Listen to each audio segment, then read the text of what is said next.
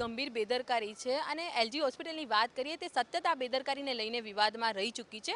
અગાઉ બી જે ઓપરેશનની વાત કરીએ તો અગાઉ એક જે કિસ્સો બન્યો હતો તેમાં ડાબા હાથની જગ્યાએ જમણા હાથનું ઓપરેશન કરી દીધું હતું, ત્યારે આંખને લઈને પણ તેમણે બેદરકારી સામે આવી હતી। બે કિસ્સા તો અગાઉ બની ગયા હતા, ત્યારે એક ત્રીજો કિસ્સો સામે આવ્યો છે। હોસ્પિટલના બીછાને રહેલી આ યુવતી મેલેરિયાની સારવાર માટે અહીં દાખલ થઈ હતી, કેમ કે તેણીએ જ્યાં સારવાર લેવાનું પસંદ કર્યું હતું તે એલજી હોસ્પિટલ શહેરમાં સારી નામના ધરાવે છે, પરંતુ હોસ્પિટલમાં દાખલ થયા બાદ જ્યારે સારવાર ચાલુ થઈ તો તેનો ભરમ ભાંગી ગયો, કેમ કે તે તો માત્ર સામાન્ય મેલેરિયાની સારવાર લેવા માટે અહીં દાખલ થઈ હતી, પરંતુ હોસ્પિટલના તંત્ર દ્વારા સારવારમાં ઘોર બેદરકારીના કારણે આ યુવતીને અને મોતને માત્ર સહેજ જ અંતર રહી ગયો। જો તમે ઘટનાને વિગતવાર જોશો તો તમે પણ હોસ્પિટલના સ્ટાફ પર ભરોસો મૂકતા પહેલા 100 વખત વિચાર કરશો। એલજી હોસ્પિટલના બીછાને રહેલી આ યુવતીનું નામ ચંદ્રિકા મકવાણા છે। શહેરના અમરાઈવાડી વિસ્તારની રહેવાસી આ 28 વર્ષીય યુવતીને મેલેરિયા થયો હોવાથી તેને હોસ્પિટલના જનરલ વોર્ડમાં દાખલ કરવામાં આવી હતી। હોસ્પિટલમાં દાખલ થયાને 4 દિવસ થયા હતા। તબિયત સુધારા પર હતી, પરંતુ આ દરમિયાન ચંદ્રિકાબેનને એક નર્સ દ્વારા ઇન્જેક્શન આપવામાં આવ્યું। બસ આ ઇન્જેક્શન બાદ ચંદ્રિકાબેનની તબિયત લથડી ગઈ।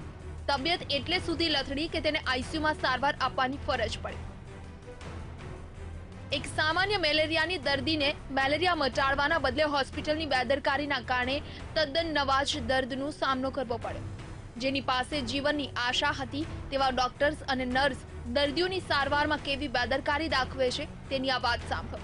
એલજી હોસ્પિટલના જનરલ વોર્ડમાં સામાન્ય મેલેરિયાની સારવાર લઈ રહેલા ચંદ્રિકાબેનને આમ તો કોઈ ઇન્જેક્શનની જરૂર જ ન હતી અને તેમને 4 દિવસની સારવાર દરમિયાન એક પણ ઇન્જેક્શન આપવામાં પણ આવ્યું ન હતું, પરંતુ નર્સ અને તેમની સહાયકે એક વૃદ્ધ દર્દીને આપવાનું ઇન્જેક્શન આ 28 વર્ષીય ચંદ્રિકાબેનની દુટીના ભાગે આપી દીધું।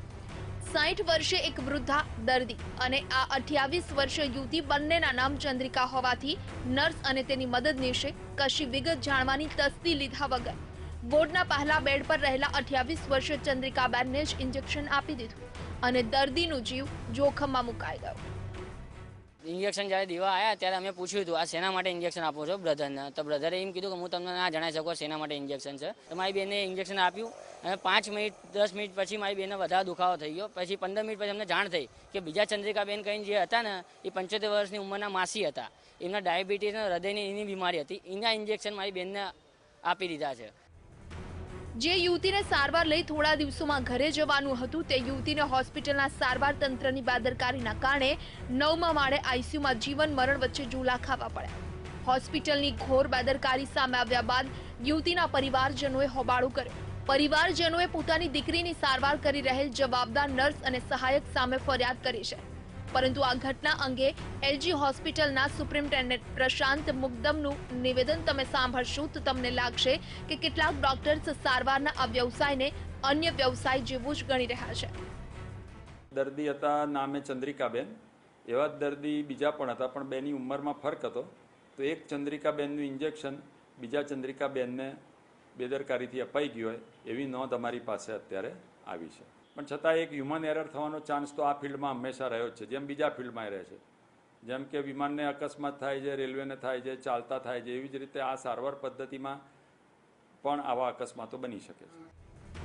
હવે નર્સ અને તેની સહાયિકા સામે ફરિયાદ દાખલ થઈ છે અને હોસ્પિટલના રૂલ્સ મુજબ તેમની સામે પગલાં પણ લેવાશે અને કદાચ પીડિતા દર્દીને હોસ્પિટલ સત્તાવાળાઓ ફ્રી સારવાર આપી જોખમમાંથી મુક્ત પણ કરશે, પરંતુ શું આટલું દર્દીઓના જીવ જોખમમાં મુકતી હોસ્પિટલની બેદરકાર માનસિકતાનો ઇલાજ કરવા માટે પૂરતું છે?